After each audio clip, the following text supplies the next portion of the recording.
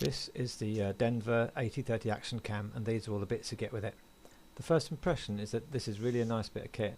The camera has a nice soft feel finish and seems solid and well made. On the left side we have the speaker, the HDMI and micro USB ports, and the micro SD card slot. On the back is the 2-inch screen and the menu button here, and on the side we have the Wi-Fi switch, and on top are the two main camera buttons. On the front is the infrared receiver and the all-important wide-angle 170-degree fixed focus lens you get on all these cameras. The camera comes with a GoPro-esque transparent plastic housing, which is waterproof to 45 meters, and again this looks well made, solid and up for the job. On the top we've got this catch, which is really similar to the other kind of transparent waterproof housings, and a glass panel on the front in front of the lens for maximum clarity. And when it latches down it feels quite secure, and you've also got this little catch there so that you can't automatically or accidentally release it when you're underwater or something, so you have to push a little slider back. Seems quite nice. You get a neat 250-page manual written in a variety of languages with English right at the back. It's quite well written but very brief, so this is definitely just a quick start guide and doesn't really cover every aspect of the camera, but it's quite nice and it's got good diagrams and it's fairly readable. Right, here is the infrared remote, which has a velcro strap so you can attach it to your arm or almost anywhere you like, I guess, and it has 3 buttons: the power button, video button and the photo button. The 8030 comes with a removable lithium-ion 1200 mAh 3.8 volt battery. Some cameras in this price bracket have the battery built in, so when that battery fails you're expected to throw away the whole camera. This fly is definitely trying to get in on the video. Anyway, having a replaceable battery is definitely a plus, and Denver even sells spare batteries for about €11 at the time I made this video, which would further increase the life and versatility of this camera. A cute little sound, and we're in business. Now, one thing I noticed almost straight away is that the battery contacts were poor, and so what would happen is that even when I first put it in it wouldn't charge and it wouldn't switch on like this however long you hold the power button, and so what I had to do to even get this camera going to begin with was open up the back, fold a little bit of paper and put it on the back of the battery to provide a little bit of extra pressure against the contacts when you close the lid. Not a big deal, but not ideal for a brand new camera, but there it is. Now it works. In movie mode, pressing the menu button takes you to settings for movie size, image stabilizer, invert mode, slow motion and white balance. Takes a little while to get the hang of navigating through this menu. Anyway, the second tab controls options like power save, how long the display stays on the screen, date time setting, date stamp on or off, and time-lapse video settings. There are a number of options for resolutions and frame speed. In 1080p you can have 60 or 30 frames a second, and in 720p you can run at 30, 60 and even 120 frames per second, which allows for very smooth slow-mo video.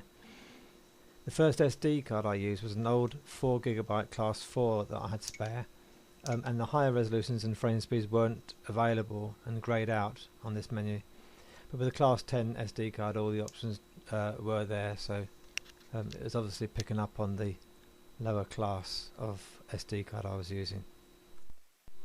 So in video mode, if you press the right button, the OK button, it starts videoing, and you press the OK button again and it will stop videoing. To switch to camera mode, you press the left hand mode button and now you're in camera mode, and if you press the right button now it'll take a picture.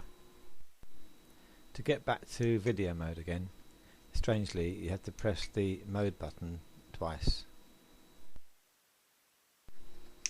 A slightly confusing thing for me was that if you start the video recording like that, and over a certain amount of time, the screen, the display disappears. It goes black to save battery power.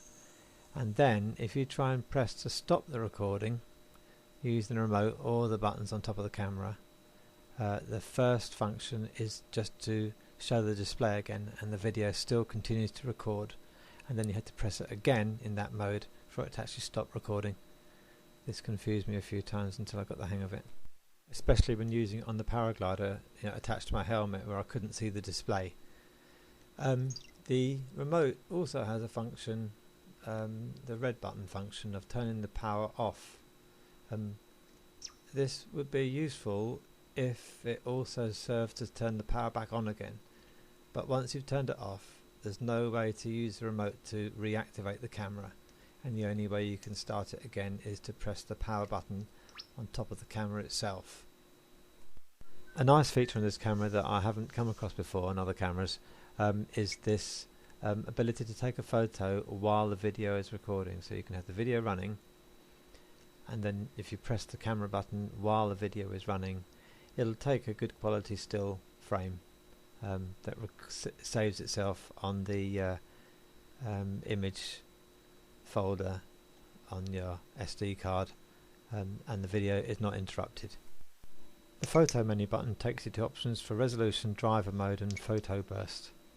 The options for still image size are 16, 12, 8 and 5 megapixel photos, the largest being 4640 by 3480 pixels, and the smallest being the 5 megapixel, which is 2592 pixels by 1944 pixels. I'll be talking more about the effective resolution of the various image sizes later on in this video, but anyway, nice little screen protector there, and that's the finish of my overview of the basic functions of the camera. I think it looks quite nice, looks quite well made. So let's just put it in the waterproof housing to show you how it fits. Obviously the waterproof housing is quite protective, but if you want something slightly less cumbersome, you can use this little bracket, which also reveals the microphone, so produces clearer audio, and is quite a lot smaller and neater, but obviously not quite so protective. In this open housing, the only button that can't be accessed directly is this little menu button, which is operated indirectly and is a little bit of a bugger to get working, but once you've got the hang of it, it's not too bad. The way the mounting systems fit together is exactly like the GoPros. In fact, they are all interchangeable with the GoPro mounts, so there's a wide range of potential mounts out there for any need you could possibly have for this camera. It's probably worth mentioning here that all the ports are accessible with this mount in place, and there's a microphone hole as well. The dash cam mount seems quite sturdy, with a little swivelly device here, and the lower section having a kind of a ratchety feel so that you can click it through different positions, and it's got a fairly firm looking sucker at the bottom. Bear in mind though that it won't record while being charged, so the battery life will limit your use as a dash cam. The handlebar mount, or the bar mount system, looks again really strong. Haven't actually tried it on anything, but it certainly looks like it's up for the job. Well, that's an overview of the functions and my first impressions. So now I want to go into a bit more detail about whether it actually does what it says on the tin, and how the whole camera works in real life situations. To test the still image quality, I took 4 shots at various resolutions of this business card pegged to the bedroom door. Zooming in on the card, you can see that there is no perceptible change in clarity between 16, 12 and 8 megapixel images, and a slight loss in the 5 megapixel shot. Each image returned the stated pixel count, but shows as little point in using anything more than the 8 megapixel setting, which is more than adequate for most users. I also took videos of the same scene at 1080 and 720p, confirming a genuine 1080 pixels and genuine and impressive 120 frames per second.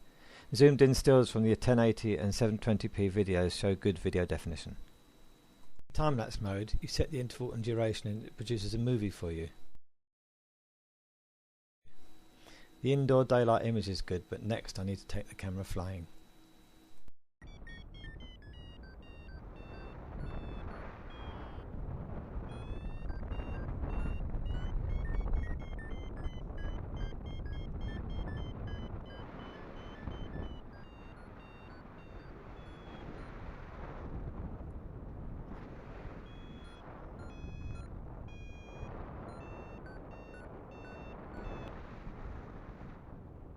Hiya, I'll land on the pit.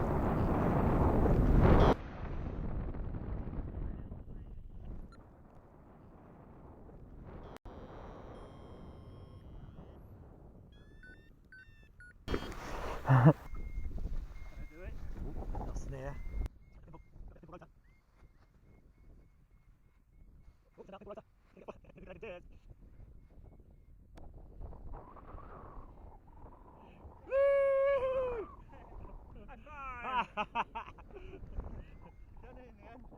You can have another crash landing from here if you want. Yeah. Off you go. Nice neat landing this time. I'll land on top of Gary. Okay. Well, I've had a lot of fun testing this little camera for a week. I've played with various functions such as this slow-mo clip from video shot at 120 frames per second. But my main interest has been to use it for paragliding, and apart from remote issues it works quite well at that.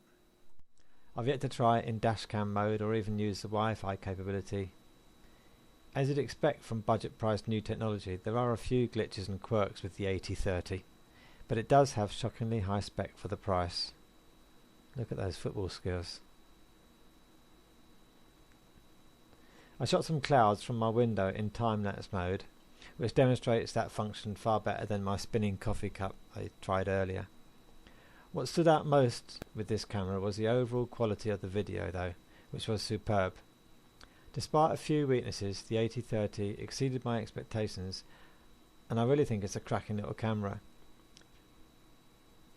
Above all, there's no denying that you're getting a camera with real GoPro capabilities for roughly a quarter of the price.